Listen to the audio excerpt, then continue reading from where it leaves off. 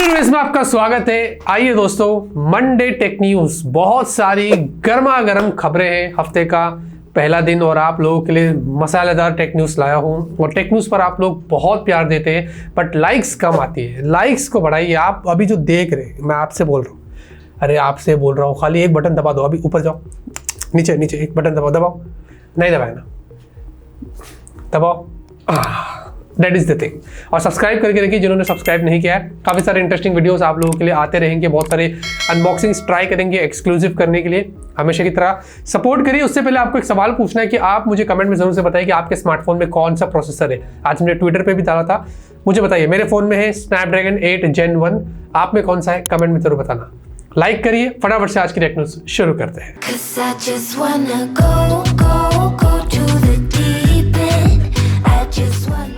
पहले खबर की शुरुआत करते हैं डीप फेक से। देखिए, डीप फेक दोस्तों एक ऐसा टेक्नोलॉजी है, एक ऐसा एआई टेक्नोलॉजी है जिससे आपका फेस जो है वो किसी भी कैरेक्टर में चेंज हो सकता है। जी हाँ, वो ऐसे एआई के थ्रू करते हैं। यानी कि फॉर एग्जांपल अगर कोई आदमी गरबा खेल रहा है तो उसके ऊपर प्राइम मिनिस्टर का हमने फेस लगा दिया, और वैसा हुआ भी था डीप फेक के थ्रू। और एक बहुत ही एडल्ट वीडियो निकल कर आई थी जो मैं बता नहीं सकता आपको।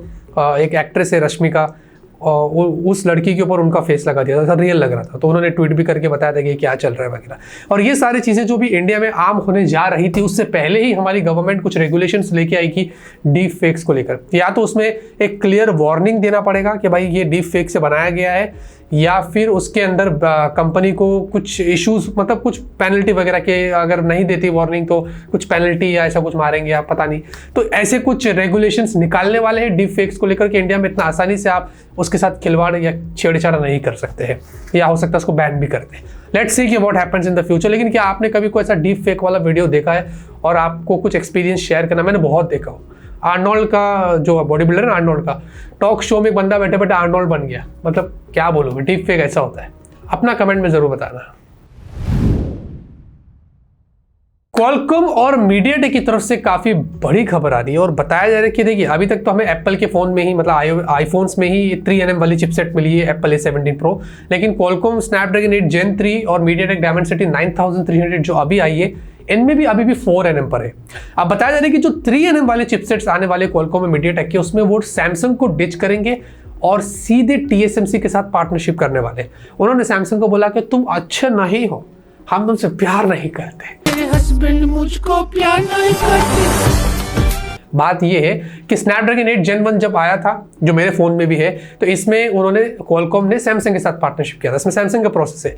लेकिन उसके बाद इतना हीट हुआ, उसमें इतने इश्यूज निकल कर आए कि उनको तुरंत स्नैपड्रैगन 8 Plus Gen 1 लाना पड़ा, जो भी 4nm पर था। और उसमें उन्होंने TSMC के साथ पार्टनरशिप किया, जिसमें ज्यादा हीटिंग के इश्यूज नहीं थे। इसीलिए मीडियाटेक क्वालकॉम ने डिसाइड कर लिया कि सैमसंग दगाबाज है, उसको छोड़कर हम दूसरे प्रोसेस पर TSMC के ऊपर जाएंगे और 3nm हम उसी के साथ लेके आएंगे। जो कि अच्छी खबर है कि हाँ भाई, हो सकता है कि स्नैपड्रैगन 8 Gen 3 जो हमें तो बहुत हीट लगा था, जो ऑप्टिमाइज नहीं हुआ था, चाइनीज वेरिएंट था Xiaomi 14 Pro, हो सकता है इंडिया में वेल ऑप्टिमाइज हो जाए।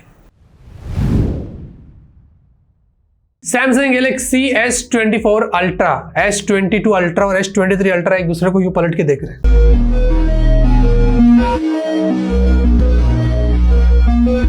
क्योंकि S24 Ultra जो आया है, अभी इसका लाइव फोटो निकलकर, वो एकदम सेम लग रहा है, उसमें कोई चेंजेस नहीं है।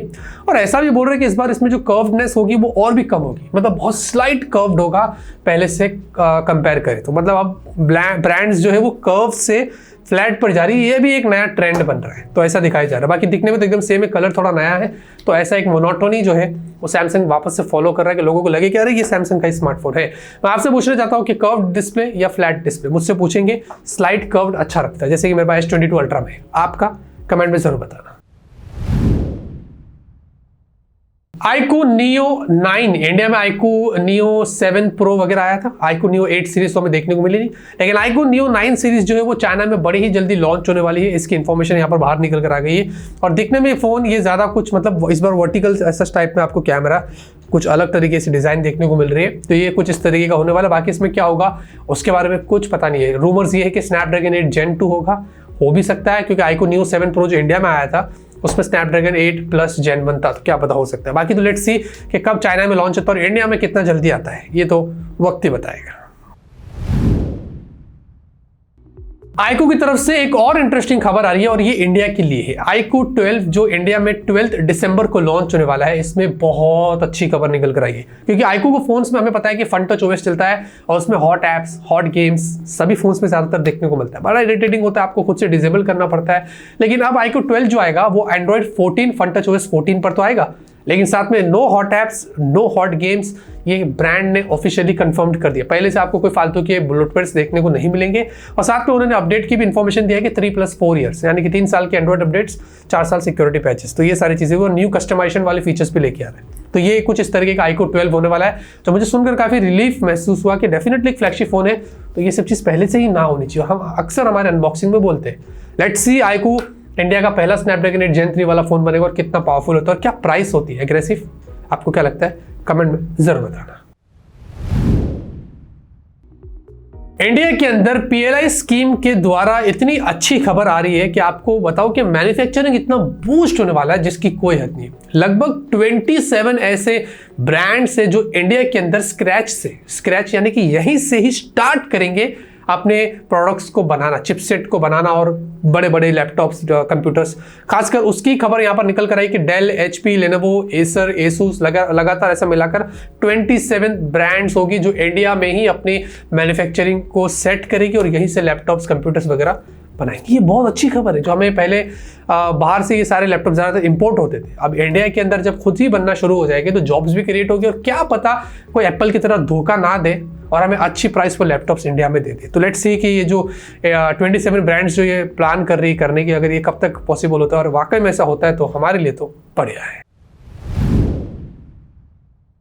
टैबलेट मार्केट इंडिया के अंदर आपको पता है सीक्रेटली ग्रो कर रही है। वैसे एक तरफ स्मार्टफोन मार्केट में इतना ग्रोथ नहीं मिल रहा है क्योंकि आजकल स्मार्टफोन्स बहुत बोरिंग हो रहे हैं, टेक थोड़ा बोरिंग हो रहा है क्योंकि कुछ ऐसा इनोवेटिव यहाँ पर हो नहीं रहा है और उसमें स्मार्टफोन सबसे ऊपर आता है। वैसे ही दोस्तों स्मार्ट वॉचेस जो है वो ग्रो कर रही है इंडिया के अंदर और हमने हाल ही में ही अपनी स्मार्ट वॉच को छोड़कर एनालॉग वॉच पर स्विच कर लिया क्योंकि मैं तंग आ गया तो उसकी बैटरी ड्रेन हो जाती है तो फिर टाइम देखने का लफड़ा हो जाता है।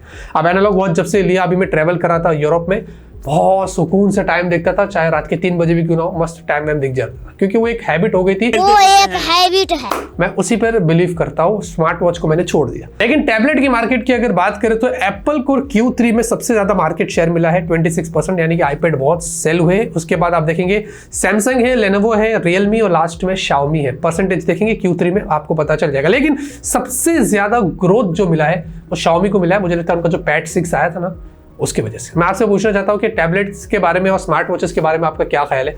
क्या आप इनमें से कुछ चीज ओन करते हैं और कौन सी ब्रांड का है? कमेंट में जरूर बताना।